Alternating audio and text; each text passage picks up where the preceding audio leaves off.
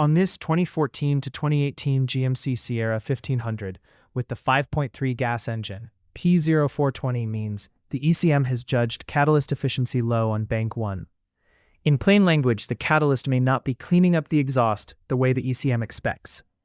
The truck may only have a check engine light, or it may have other drivability clues if an engine running issue is contributing. Possible areas can include the catalyst itself, exhaust leaks or restrictions, downstream oxygen sensor condition, wiring, or engine conditions that can damage a converter over time. For this code, stay focused on bank 1 and let the scan tool monitor tell you whether the test passes, fails, or never completes. Before getting deep into the catalyst test, start with the basic system checks and follow a structured diagnostic approach. Turn the ignition on and check the vehicle for other current codes. If other codes are present, check what they mean first instead of chasing the catalyst code in isolation. Catalyst damage can be caused by things like misfire, high oil or coolant consumption, retarded spark timing, weak spark, lean or rich fuel mixture, or oxygen sensor and harness problems, so those need to be considered before condemning the converter. Next, reproduce the operating conditions for the catalyst monitor. Treat these as monitor gates, not component test results.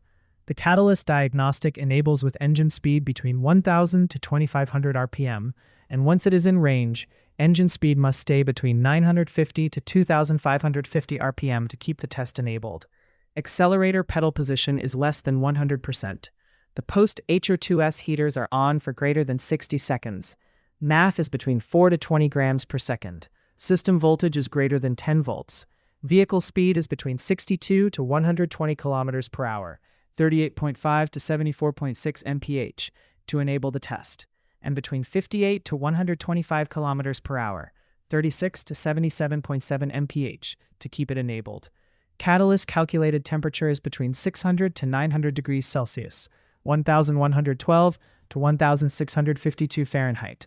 Ethanol estimation and evap purge are not active. The engine is in closed loop, and the engine is operating in D-cell fuel cutoff. The ECM attempts one test during each valid off-idle period after the gates are met, up to 3 tests in a drive cycle. Watch the scan tool catalyst monitor not at idle test conditions met parameter. You want it to change to yes. If it does not show yes, pause and re-establish the operating conditions instead of guessing at the result. Once it shows yes, monitor catalyst monitor test state. When it says active, the catalyst monitor is running. Keep watching until it goes inactive, because that means the test has completed. At completion, the catalyst monitor test counter for the banks increments by 1, and the catalyst monitor test result will show passed, failed, or no result. For P0420, pay attention to the bank 1 result. If the result is no result, repeat the monitor running process until it reports passed or failed. If bank 1 passes, the system is okay at that point. If it fails, move into the physical testing path.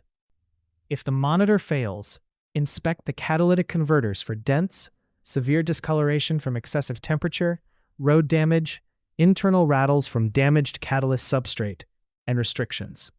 If one of those converter conditions is found, replace the catalytic converters. If the converters do not show those conditions, inspect the exhaust system for leaks, restrictions, physical damage, and loose or missing hardware. If an exhaust condition is found, repair or replace the affected component as necessary. If the exhaust system checks out, inspect the appropriate downstream heated oxygen sensor, the B52B heated oxygen sensor 2, for incorrect torque or damage. If one of those sensor conditions is found, replace that sensor or repair the condition as necessary. If none of those conditions are found, the remaining path is to test or replace the catalytic converters. After any repair, handle the setup work before verification.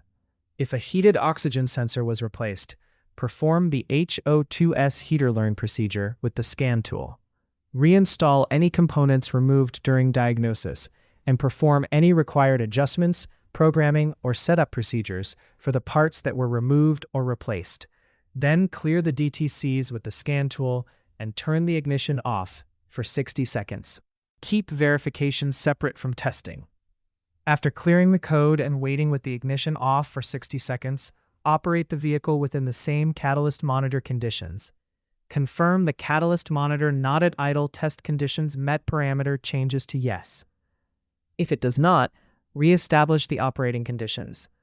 When the catalyst monitor test state goes active, let the monitor run until it goes inactive. The test counter should increment, and the result should report passed, failed, or no result. If the result is no result, repeat the verification drive until it reports passed or failed. If the result fails, go back to the physical testing path. If bank 1 passes, the repair is verified and the code stayed gone.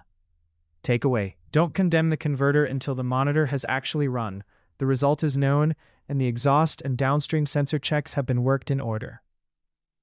For more diagnostic training, visit stepdiagnostics.com.